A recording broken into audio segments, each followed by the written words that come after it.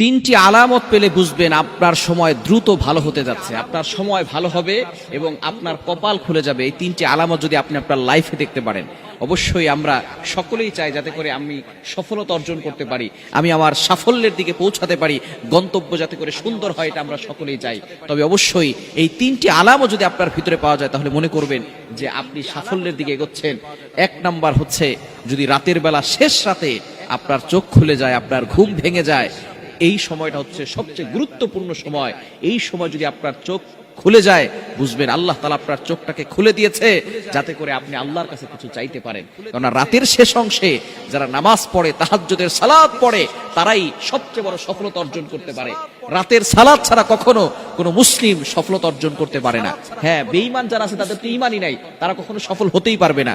আর যারা বড় বড় মুসলিম আছে, যারা সফলতা অর্জন করেছে, দেখবেন ম্যাক্সিমাম মানুষই কিন্তু তারা রাতের সালাত আদায় করে, এই জন্য তারা সফলতা অর্জন করেছে। এখন আমরা সফলতা বলতে কি বুঝি? যাদের টাকা পয়সা আছে, অনেকে দেখবেন কোটি কোটি টাকার মালিক কিন্তু নামাজ পড়ে না।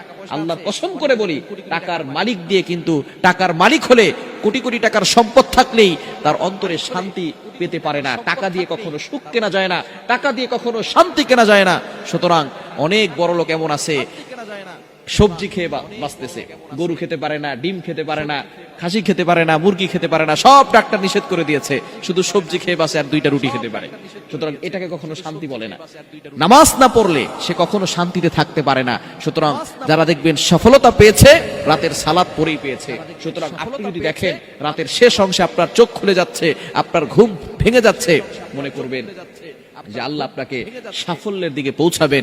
সুতরাং অনেক মানুষ এমন রয়েছে যারা ফজরের নামাজই পড়ে না, রাতের নামাজ তো দূরের কথা, ফজরের নামাজ পড়ে না, এমন মানুষ সমাজে আছে না নাই? ফজরের নামাজ অবশ্যই পড়বেন, কারণ এই ফজরের সময়টা নবীজি সাল্লাল্লাহু আলাইহি সাল্লাম বরকতের জন্য দোয়া করে দিয়েছিলেন। ফজরের সময়টা হচ্ছে বরকতময় সময়। নবীজি সাল্লাল্লাহু আলাইহি সাল্লাম ফজরের সময় বরকতের দোয়া করেছেন, আল্লাহুম্মা বারিক লি উম্মতি ফি বুকুরিহা, আয় আল্লাহ আমার উম্মতের সকালটা তুমি বরকতময় করে দাও। সুতরাং এখানে এই সময় ঘুমিয়ে থাকলে হবে না, আপনি বরকতের জন্য আল্লাহর কাছে দোয়া করবেন। সুতরাং এক নাম্বার হচ্ছে রাতের শেষ অংশে যদি আপনার চোখ খুলে যায়। দ্বিতীয় নাম্বার হচ্ছে, যাকে আল্লাহ তাআলা ভালোবাসেন, পছন্দ করেন এবং সাফল্যের দিকে নিয়ে যেতে চান, তাকে আল্লাহ তাআলা বিপদ দেন। বিপদ আসলে আপনি হতাশ হয়ে যাবেন না, বিপদ আসলেই টেনশন করবেন না। অনেক মানুষ এমন আছে, বিপদে পড়ার সাথে সাথে অভিযোগ করে বসে।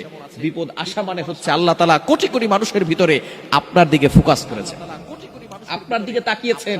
আল্লাহ তাআলা বিপদ দিয়ে আপনাকে পরীক্ষা করছেন যে বান্দা বিপদে পড়লে আমি আল্লাহকে ভুলে যাই কিনা, বিপদে পড়লে আমি আল্লাহকে স্মরণ করে কিনা, বিপদে পড়লে আমি আল্লাহর প্রতি বিশ্বাস, আমি আল্লাহর প্রতি ভালোবাসা, আমি আল্লাহর প্রতি ভরসা, এগুলো রাখে কিনা, এটাই আল্লাহ তাআলা দেখতে চান। সুতরাং আল্লাহ তাআলা বিভিন্ন ভাবে বান্দাকে পরীক্ষা করবেন।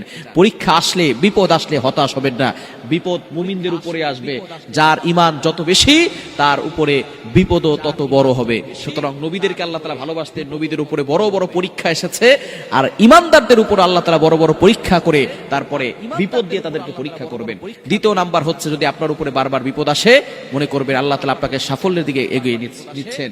এবং 3 নাম্বার হচ্ছে, মানুষ যদি আপনাকে ভালোবাসে, আপনার আত্মীয় স্বজন, আপনার পরিবারের লোকেরা যদি আপনাকে ভালোবাসে, তাহলে বুঝবেন যে আল্লাহ তাআলা আপনাকে সাফল্যের দিকে নিতে যাচ্ছেন। কেননা যখন আল্লাহ তাআলা কাউকে ভালোবাসেন, তখন আস্তে আস্তে আসমানের ফেরেশতা, জমিনের ফেরেশতা, জমিনের সকল মানুষের কাছে ঘোষণা করে দেওয়া হয়, আমি ওই বান্দাকে ভালোবাসি, তোমরাও তাকে ভালোবাসা শুরু করে দাও। সুতরাং এই 3টি আলামত যদি আপনার ভিতরে দেখেন, তাহলে মনে করবেন আল্লাহ আপনাকে সাফল্যের দিকে এগিয়ে নিচ্ছেন।